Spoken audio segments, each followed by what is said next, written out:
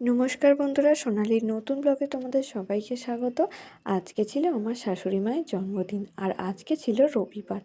তাই রবিবার মানে একটু বেলা করে ঘুম থেকে উঠি মানে রোজ রোজ সকাল সকাল উঠতে হয়, তো তাই আর ভালো লাগে না। মনে হয় রবিবারটা একটু শুয়ে থাকি। আর তোমাদের দাদাভাই অনেক সকাল সকাল আঁকাতে চলে গেছে, কারণ ওর রবিবার ড্রয়িং স্কুল থাকে, সেখানে ও বেরিয়ে যায় সকালবেলায়। ওকে একটু চাবিটা খুলে দিই, আর একটু চা করে দিলে ও খেয়ে বেরিয়ে যায়। ও সকালের দিকটা একটু জল টল দোরগোড়ায় দিয়েই বেরোয়, একটু সামনেটা ঝাঁট দিয়েই ও বেরোয়। আমাকে ডাকেও না, জানে প্রত্যেক দিনই আমাদের বেরোনো থাকে, রান্নাবান্না থাকে, সকাল সকাল উঠতে হয়। তাই তারপরে এবার একটু বেলা হয়ে গেছে, উঠে গেছি। ওদিকে যে দিদি আসে সে বাসনগুলো মেজে দিয়ে চলে গেছে। ঘরটা দিদি রবিবার মোছে না, কারণ রবিবার আমরা একটু বেলা পর্যন্ত ঘুমোই বলে আর ঘরটা মুছতে আসে না, শুধু বাসনগুলো মেজে দিয়েই চলে যায়। এখন আমি বিছনাগুলো তুলে নিচ্ছি, তুলে আরও অনেক কাজ আছে, ও চলে আসবে, টিফিনের ব্যবস্থা করতে হবে। তো বিছনাটা গুছিয়ে নেওয়ার পর চলে যাব, আমি একটু ঘরটা মুছে নেব। আজকে শাশুড়ি মার যেহেতু জন্মদিন আছে, একটু রান্না বান্নাও করব ভেবেছি।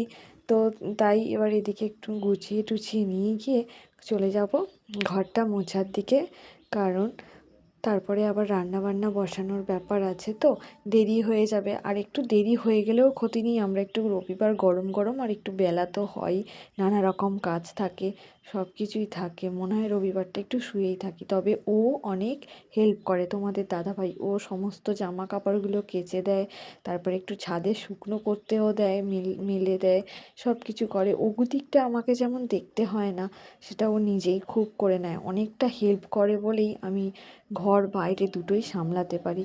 চলে এসেছি চায়ের জায়গায়, কাপগুলো ধুয়ে নিয়ে একটু চা বসিয়ে নেব, কারণ চাটা না খেলেও নয়।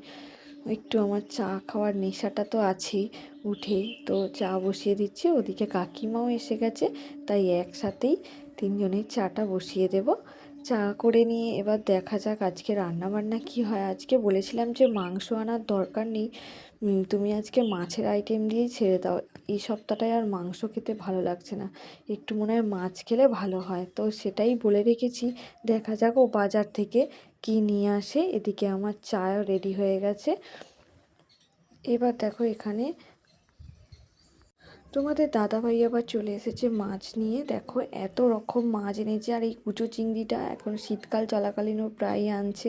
আর এদিকে আমি দুধ ছেলে দুধটা ফোটাতে বসিয়ে দিয়ে চলে যাব ততক্ষণ, আর এই দিকটা করে নেব, কারণ মাছ ধোয়া আছে। আর ওদিকে শাশুড়ি মায়ের জন্মদিনের কেকটাও কেটে ফেলেছে, ও খাইয়ে দিচ্ছে।